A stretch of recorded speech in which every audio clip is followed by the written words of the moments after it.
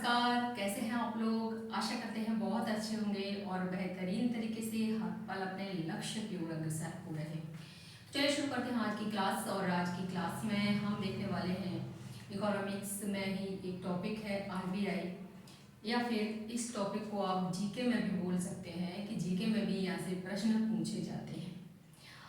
तो बात करेंगे आरबीआई के बारे में कि हमारा जो केंद्रीय बैंक है उससे कहाँ कहाँ से प्रश्न बनते हैं। तो उससे पहले यदि आप हमारे चैनल पर फर्स्ट टाइम विजिट कर रहे हैं तो आप हमारे चैनल को सब्सक्राइब करना ना भूलें। जी हाँ, आपको आगे आने वाले एग्जाम्स में टीजीटी, पीजीटी, यूपीएससी या फिर नेट एग्ज़ाम और या फिर एंटीग्रेड एग्ज़ाम हो, आपको निश्चित ही मदद मिलेगी यदि आपका सब्जेक्ट ज्योग्राफी, इकोनॉमिक्स और मैथमेटिक्स है।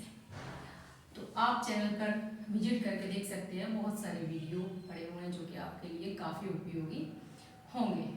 तो चलिए शुरू करते हैं आज की क्लास और बात करते हैं कि आरबीआई के बारे में। आरबीआई की बात करें तो सबसे पहले हमारे जो ऐतिहासिक पहलू को अगर हम देखें तो यहाँ पर 3 बैंकें हैं जो कि आप देख रहे होंगे बोर्ड पर भी।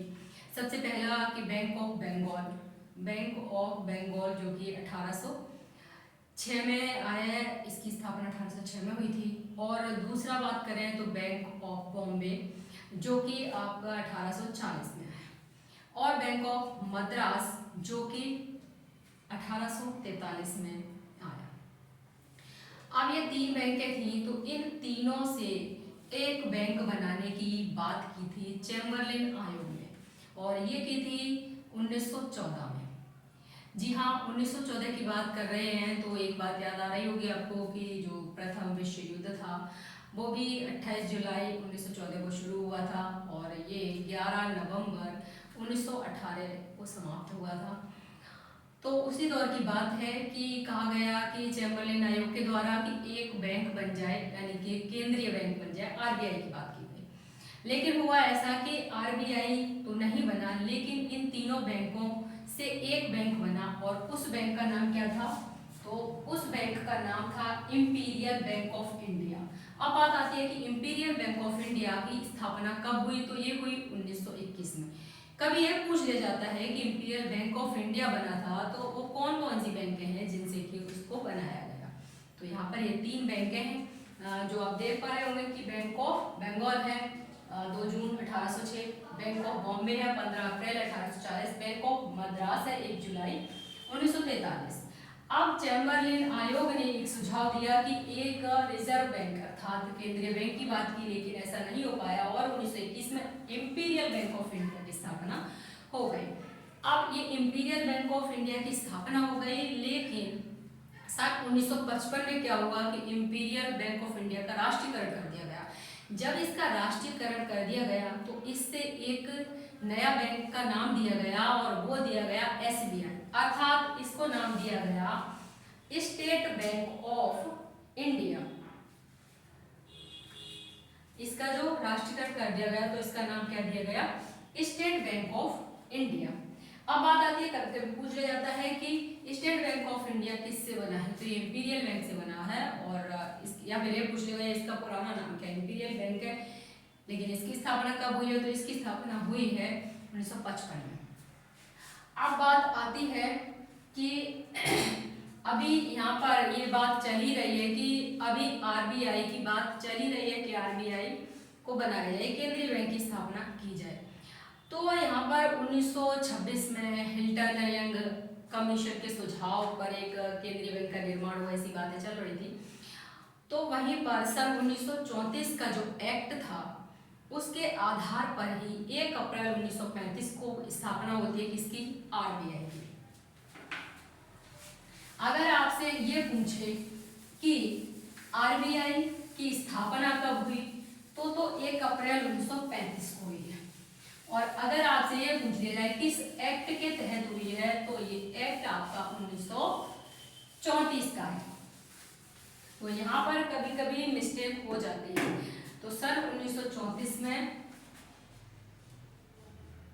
सन 1934 का क्या है? एक्ट है ये, और जो स्थापना है वो कब हुई है? 1935 1935 में आरबीआई की स्थापना। कभी कभी पूछ लेता है कि जो समिति है वो कौन सी समिति है, तो ये हिल्टन यंग समिति, हिल्टन यंग कमीशन, अर्थात हिल्टन यंग कमीशन के आधार पर आरबीआई की स्थापना हुई है। हमने अभी जस्ट बात की एसबीआई की बात आ गई, सबसे पहले एसबीआई की बात आ गई क्योंकि एसबीआई की स्थापना की बात आ गई। अब एसबीआई की अगर पूछ ले तो किस समिति के सुझाव से इसकी स्थापना हुई थी, तो ये गोरेवाला समिति के सुझाव से हुई थी। इसको भी एक बार लिख लें, एसबीआई की स्थापना गोरेवाला समिति, गोरेवाला समिति के सुझाव। क्योंकि कभी कभी ये प्रश्न भी पूछ लिया जाता है। अब बात करें आरबीआई की, तो आरबीआई की जो स्थापना हुई कोलकाता में 5 करोड़ की पूंजी के साथ। कितनी पूंजी के साथ हुई थी? 5 करोड़ की पूंजी के साथ।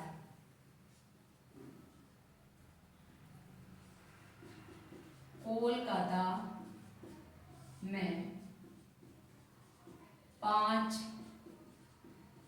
करोड़ की पूंजी के साथ इसकी स्थापना हुई। और ये इसकी स्थापना कैसी बैंक थी? प्राइवेट बैंक के रूप में हुई, प्राइवेट बैंक के रूप में। अब बात आती है कि जो सन 1935 में इसकी स्थापना हो गई। अब सन 1937 में क्या हुआ कि आरबीआई के मुख्यालय को बॉम्बे स्थानांतरित कर दिया गया। अभी तक कहाँ था? तो ये कोलकाता में था। अब क्या हुआ? 1937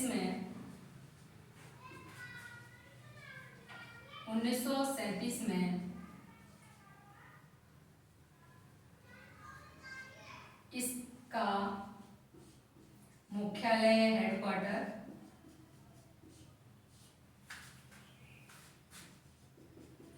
बॉम्बे स्थानांतरित कर दिया गया।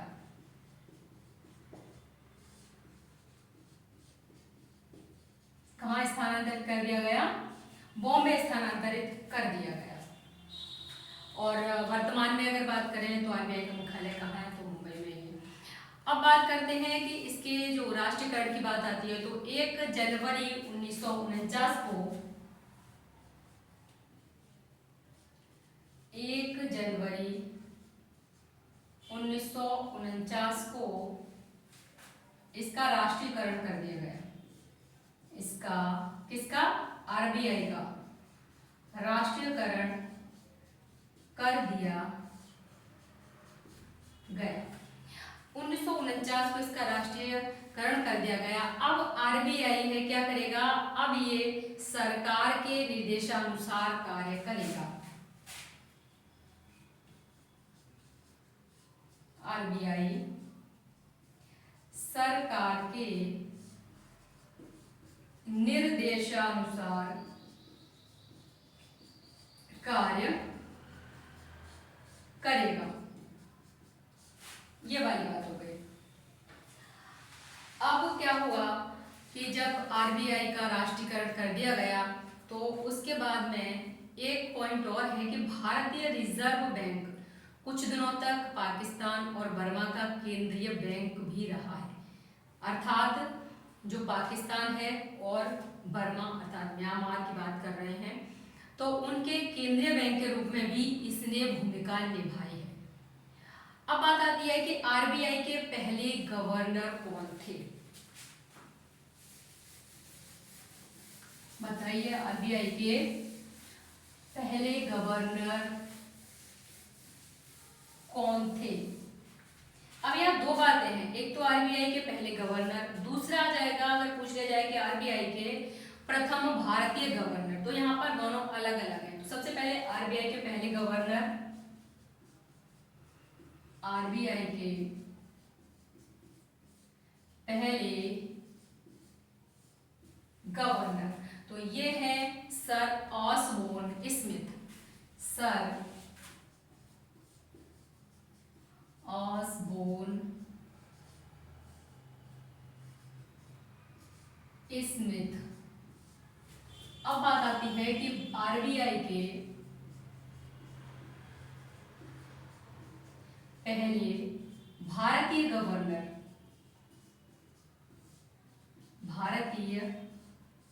गवर्नर, तो ये है सीडी देशमुख साहब, जो कि 1943 से 49 तक। सीडी देशमुख 1943 से 49, इनका जो कार्यकाल रहा वो 43 से 49 तक रहा। और अगर ऑसबोर्न स्मिथ की बात करें तो ये 35 से 37। अब बात आती है यहाँ पर कि आरबीआई के प्रथम गवर्नर हो गए। आरबीआई का मुख्यालय, तो आरबीआई का मुख्यालय मुंबई में ही है। आरबीआई का मुख्यालय कहाँ पर है, तो ये है मुंबई। और वहीं पर अगर हम इसके क्षेत्रीय कार्यालयों की बात करें तो आपका दिल्ली, मुंबई, कोलकाता और चेन्नई। अर्थात हम इस तरह से इंडिया की बात करें तो ये दिल्ली में है और आपका मुंबई में है और आपका कहाँ पर है, कोलकाता में है और चेन्नई में है। कोलकाता और चेन्नई में। तो इस प्रकार से जो आरबीआई की स्थापना के बारे में बात कर रहे हैं तो इस प्रकार से है। अगर हम गवर्नर की बात वर्तमान में करें तो कौन है, तो है शक्तिकांत दास। अब शक्तिकांत दास किस नंबर के गवर्नर हैं, तो ये भी बात ध्यान रखना। वर्तमान में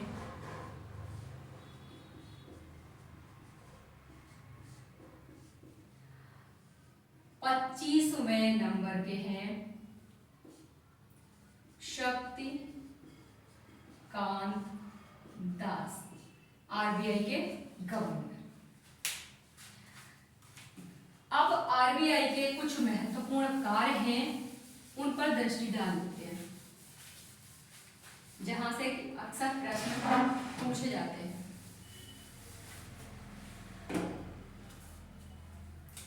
आरबीआई के महत्वपूर्ण कार्य,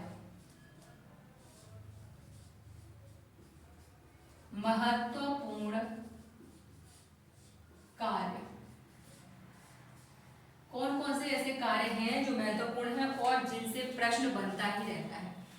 सबसे पहली बात आती है कि पत्र मुद्रा निर्गमन। पत्र मुद्रा निर्गमन, यहां से कई बार प्रश्न पूछा गया, अक्सर प्रश्न पूछा जाता है। आप किसी भी एग्जाम में ले लीजिए जहां पर आपको जनरल नॉलेज का प्रश्न पूछा जाएगा आरबीआई से रिलेटेड, तो अक्सर पूछा जाता है। तो यहाँ पर जो नोट छापने का अधिकार है वो क्या है आरबीआई का, उसके बारे में बात हो रही है। नोट छापने का अधिकार, नोट छापने का अधिकार। अब नोट छापने की बात आई तो आरबीआई 2 रुपए से लेकर 10,000 तक के नोट छापने का एकाधिकार रखता है। आरबीआई 2 रुपए से 10,000 के नोट छापने का अधिकार रखता है। अब बात आती है कि 2 रुपए से 10,000 रुपए तक की नोट छापने का एक अधिकार है, इसके पास मोनोपोली है। और इसके अलावा हम बात करें तो इन पर हस्ताक्षर किसके होते हैं, तो आरबीआई के गवर्नर के हस्ताक्षर होते हैं। आरबीआई के गवर्नर के हस्ताक्षर होते हैं। अब बात आई 2 रुपए से 10,000 तक की, लेकिन 1 रुपए की बात आती है तो अक्सर पूछा जाता है कि 1 रुपए का नोट कौन छापता है, या फिर क्या कहते हैं, इस पर जो हस्ताक्षर की बात आती है वो भी पूछी जाती है। तो 1 रुपए का नोट छापने का अधिकार, 1 रुपए का नोट छापने का अधिकार किसका है? तो ये होता है वित्त सचिव का। किसका होता है? वित्त सचिव। अर्थात 1 रुपए का नोट छापने का अधिकार वित्त मंत्रालय के पास होता है और इस पर जो हस्ताक्षर है वो वित्त सचिव,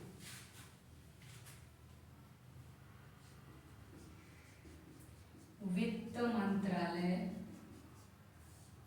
और हस्ताक्षर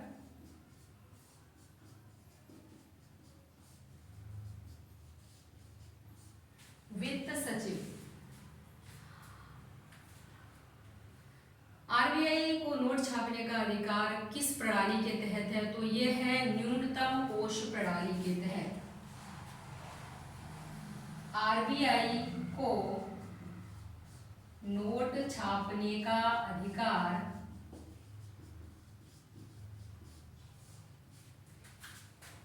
न्यूनतम कोष प्रणाली के तहत है। न्यूनतम कोष प्रणाली के तहत है। यहाँ पूछ लिया जाता है कि कौन सी प्रणाली है, तो न्यूनतम कोष प्रणाली, और ये 1957 में आई। कब आई है? 1957 में। अब आगे बात आती है कि जो आरबीआई है, नोट छापने का अधिकार तो हो गया न्यूनतम कोष प्रणाली का, लेकिन जो न्यूनतम कोष प्रणाली है उसमें रिजर्व कितना होता है उसकी बात कर लेते हैं। तो यहाँ पर रिजर्व होता है कुल 200 करोड़। कितना होता है? 200 करोड़। अब इस 200 करोड़ में भी डिवाइडेशन होता है 115 करोड़ का स्वर्ण या सोना, 115 करोड़ का स्वर्ण, और कितना बचा? 115 करोड़ निकाल दिया, और 85 करोड़, तो 85 करोड़ की प्रतिभूति, 85 करोड़ की प्रतिभूति। अब प्रतिभूति आती है यहाँ पर, तो इसमें जो विदेशी प्रतिभूति है उसको वरीयता है। विदेशी प्रतिभूति को वरीयता, सिक्योरिटी की बात कर रहे हैं, वरीयता।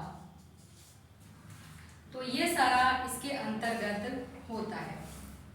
अब बात आती है कि जो न्यूनतम कोष प्रणाली है, तो न्यूनतम कोष प्रणाली से भारत के जो नोट छापने का अधिकार था भारत में, वो किसके तहत था? अभी है न्यूनतम कोष प्रणाली, लेकिन उससे पहले किसमें था? आनुपातिक कोष प्रणाली। इसको नोट कर सकते हैं। पहले न्यूनतम कोष प्रणाली से पहले आनुपातिक कोष प्रणाली, आनुपातिक कोष प्रणाली के पास था नोट छापने का अधिकार।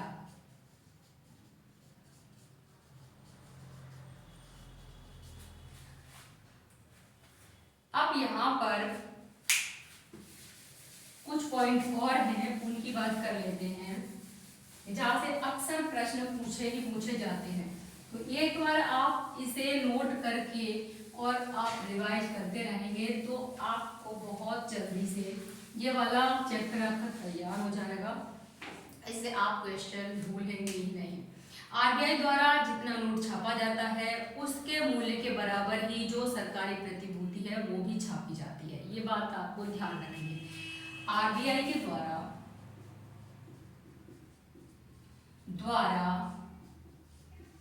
जितना नोट छापा जाता है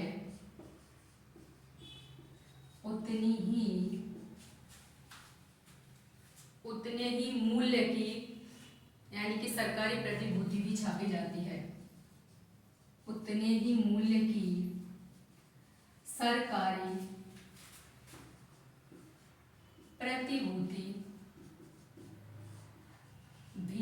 छापी जाती है।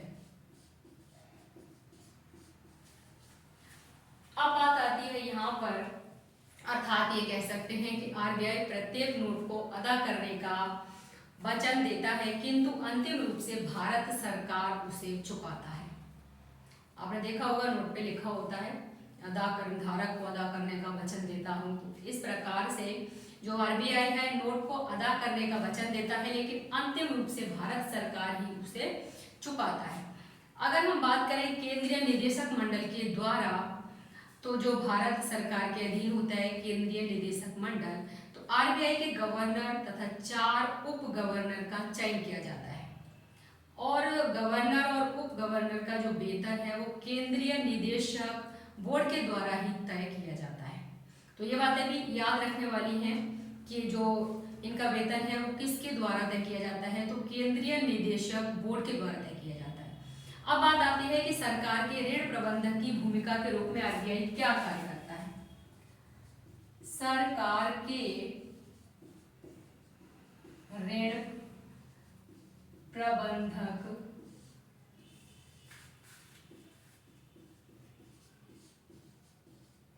के रूप में आरबीआई के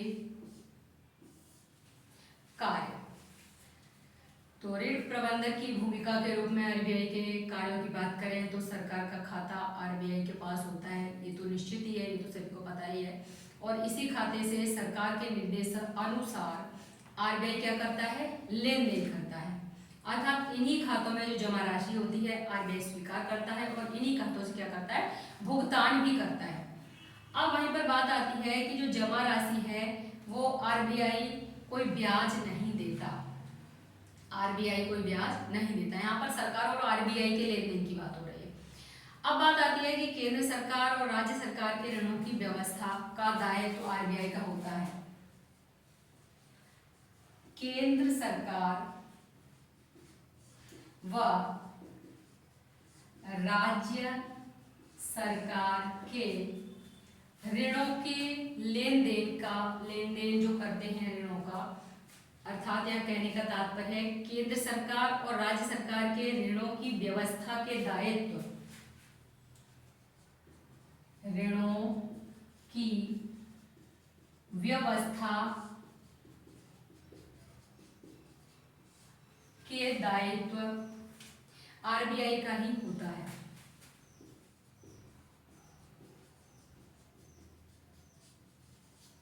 आरबीआई का होता है। आरबीआई बाजार में सरकारी प्रतिभूतियों को बेचकर सरकार के ऋण की व्यवस्था करता है, जैसा कि हम पहले भी ये बातें पढ़ते रहे हैं। उसके बाद बात करें तो आरबीआई बैंकों के बैंक के रूप में भी सर्वोच्च संस्था के रूप में है। तो आरबीआई क्या है, एक बैंकों का बैंक है। आरबीआई बैंकों के बैंक या बैंकों की सर्वोच्च संस्था, बैंकों के बैंक या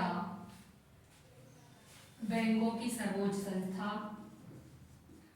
बैंकों की सर्वोच्च संस्था के रूप में है।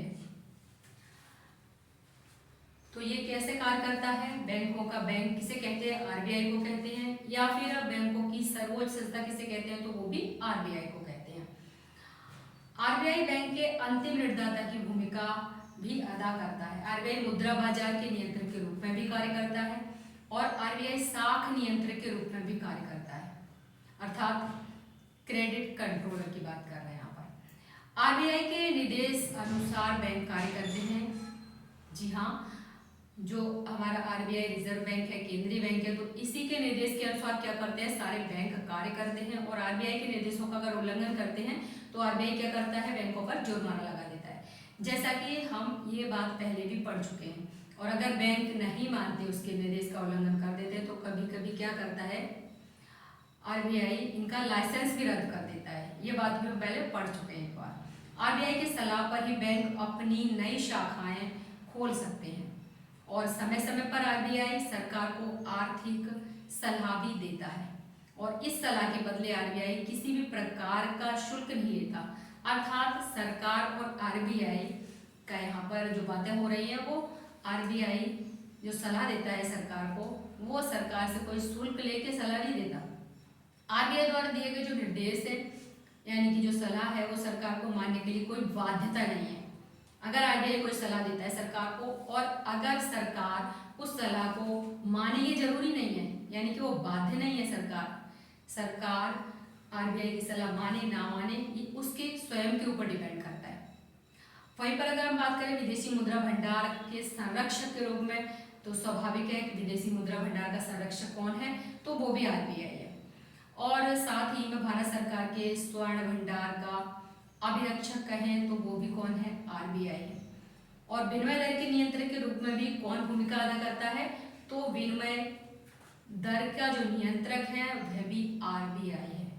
अर्थात कहना चाहिए कि जो सरकार है वो आरबीआई के तहत बहुत सारे कार्य करती है। तो आज की क्लास में हमने देखा कि जो रिजर्व बैंक ऑफ इंडिया है उसके क्या कार्य हैं, उसकी स्थापना कब हुई, कैसे हुई, तो उससे रिलेटेड जो भी प्रश्न बनने वाले थे उनके बारे में हमने चर्चा की। तो आज की क्लास में बस इतना ही, मिलते हैं नेक्स्ट क्लास में, तब तक के लिए नमस्कार, धन्यवाद, जय हिंद।